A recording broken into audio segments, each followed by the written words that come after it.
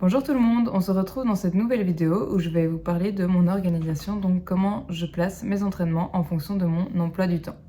Mais avant d'aborder ce sujet, je vais revenir sur un point que j'ai oublié de mentionner dans la première vidéo et qui me semble tout de même important, c'est à quel Ironman je vais participer.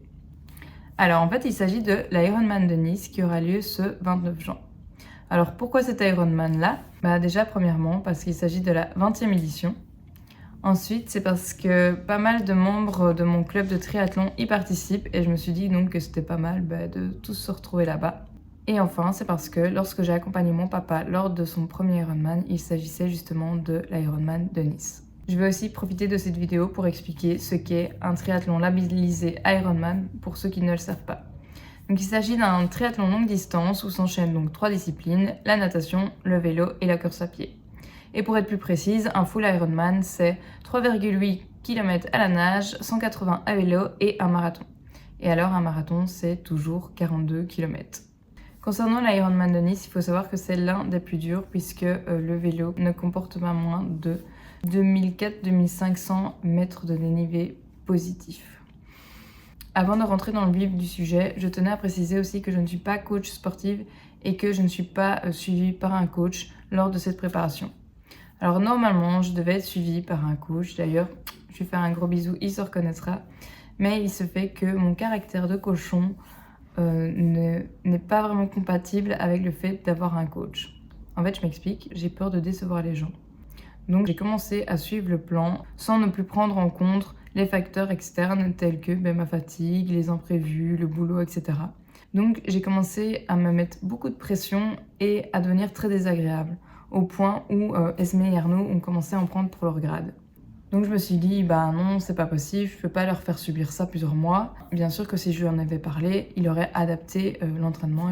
Sauf que, deuxième petit point négatif de mon caractère, c'est que j'ai énormément de mal à montrer mes faiblesses et à m'exprimer donc sur mon ressenti. Bon, par contre, j'ai quand même un peu honte à le dire, mais je ne fais pas non plus tout totalement au hasard. En fait, je suis un vieux plan d'entraînement que mon papa m'a passé, qu'il a trouvé dans un magazine il y a plusieurs années. Il doit plus être totalement à jour. Le problème, c'est que ce genre d'entraînement de plan n'est pas personnalisé. Donc ce que j'essaie de faire, c'est de le personnaliser au mieux avec mon emploi du temps, ma vie de famille, ma fatigue, etc. Et donc voilà, c'est peut-être pas ce qu'il y a de plus optimal pour passer la ligne d'arrivée de l'Ironman dans le meilleur délai, mais c'est ce qui me convient le mieux et ce qui me permet de trouver un maximum de plaisir dans ce processus, dans cette préparation. Bien évidemment, je n'arrive pas toujours à prendre du plaisir sur tous les entraînements. Quand je vais nager, que je sors, qu'il pleut et que j'ai les cheveux tout mouillés, ou quand je prends mon vélo alors qu'il fait super froid dehors, voilà, parfois c'est un peu compliqué. Mais au final, je suis toujours contente de l'avoir fait.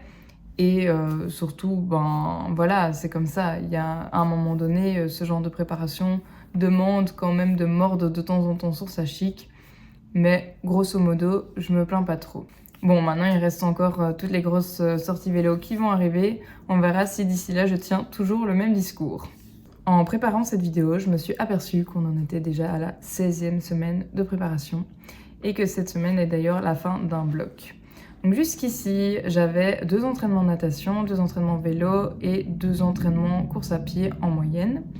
Donc je vous mets un peu la façon dont j'organisais jusqu'ici mes entraînements, sachant que je travaille à la maison de repos toute la journée le mardi et le jeudi. Pour ce qui est de ma partie indépendante, là je fais un peu en fonction des demandes des patients et je m'octroie toujours quand même quelques créneaux comme le mercredi après-midi pour le vélo, etc.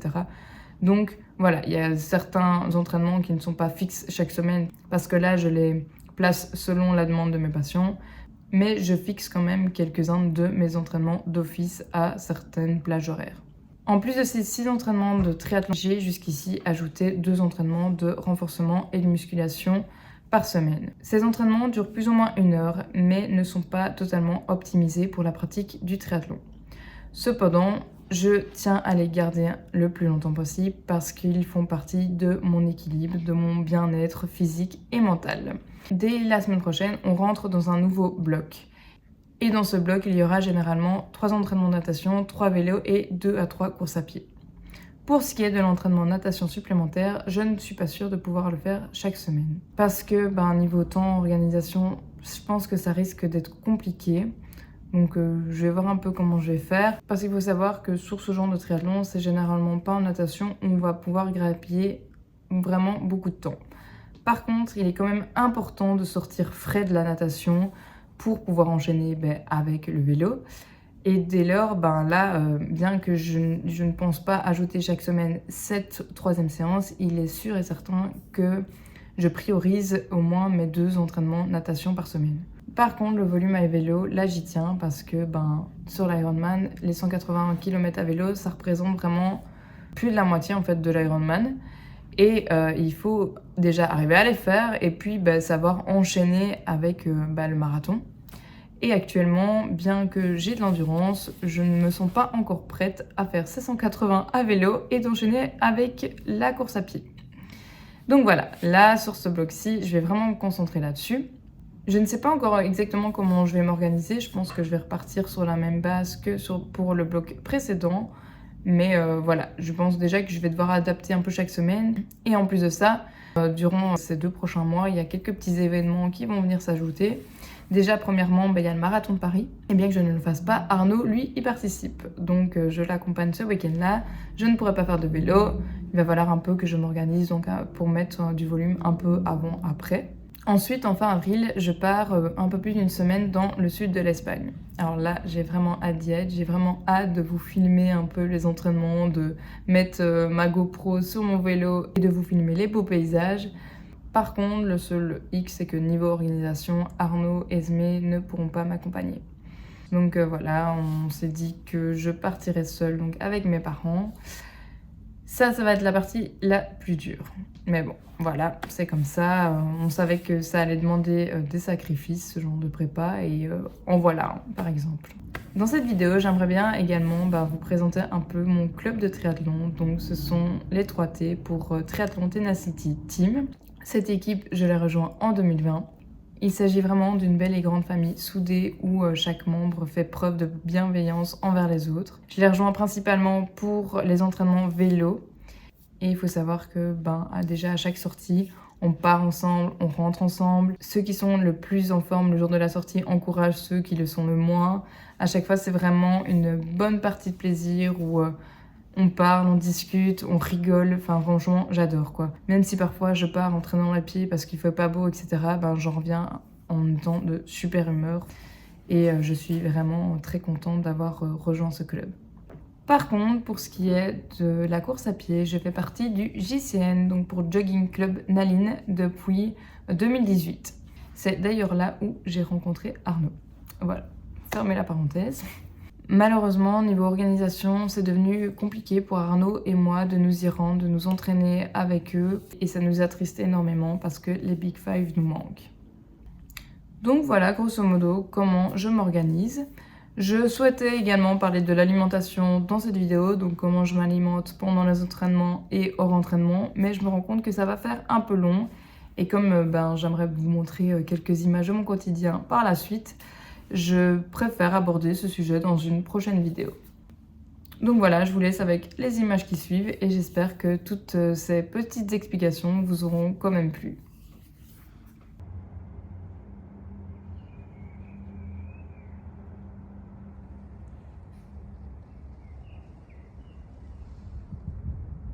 Alors pour ce matin, un petit porridge avec du caramel beurre salé en topping, framboise, fromage blanc et un petit suisse et un petit café.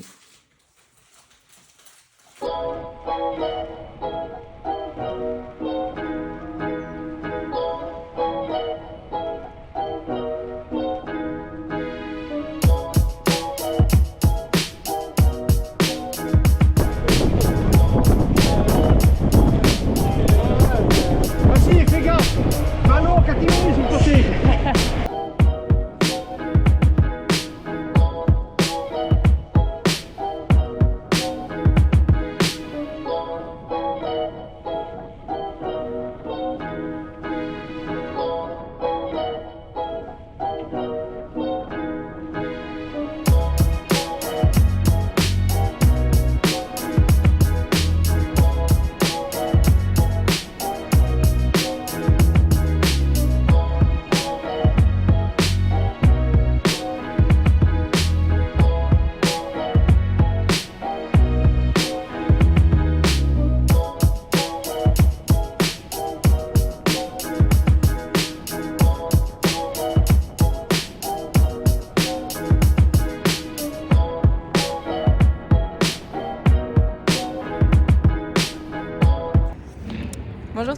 monde. Donc là je viens de faire ma séance de renforcement de musculation avec mon frère que voici.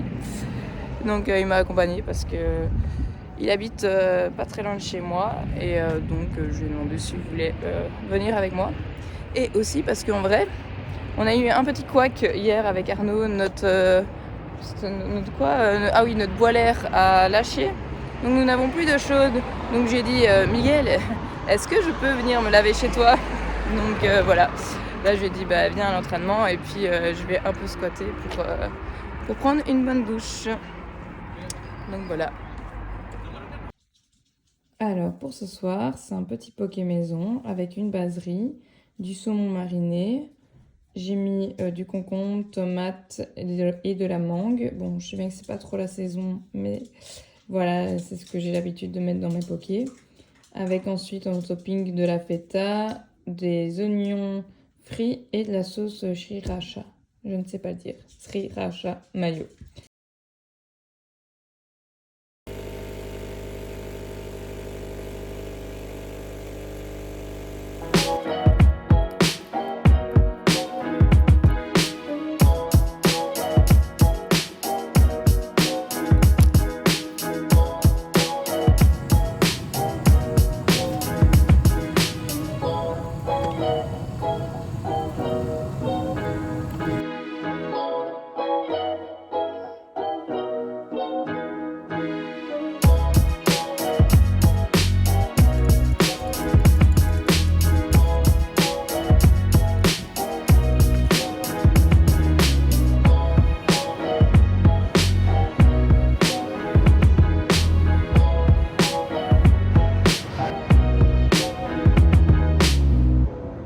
Ce matin, je me suis fait un petit porridge avec de la banane et du beurre de cacahuète.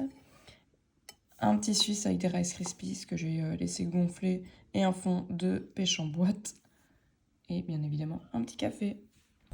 Bonjour tout le monde. Aujourd'hui, on est samedi matin. Enfin, il est déjà midi en fait.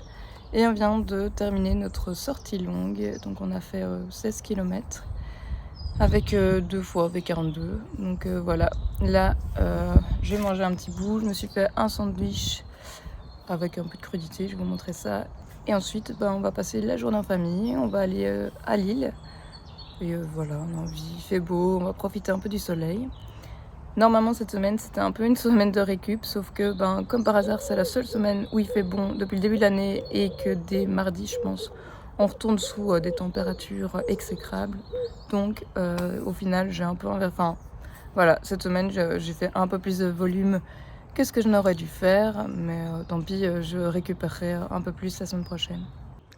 Et donc voici mon petit sandwich que je me suis préparé pour vite fait manger avant de partir. J'ai mis du jambon, du gouda, la mayonnaise et des crudités. Et puis cet après-midi on remangera un morceau sur l'île.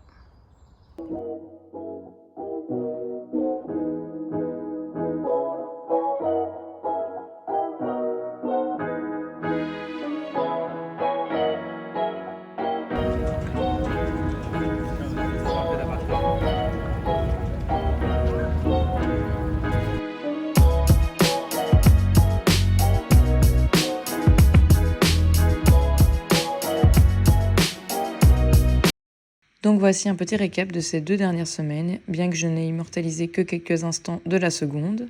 Lors de la première, je devais sortir à vélo le samedi, mais je suis restée blottie dans mon fauteuil. Esmé et Arnaud étaient malades, et bien que je sois passée au travers des microbes, j'étais quand même complètement hors sujet. Dès la prochaine vidéo, j'aimerais capturer un peu plus de moments de mon quotidien. J'espère que ces images vous auront plu et on se retrouve très prochainement dans une nouvelle vidéo.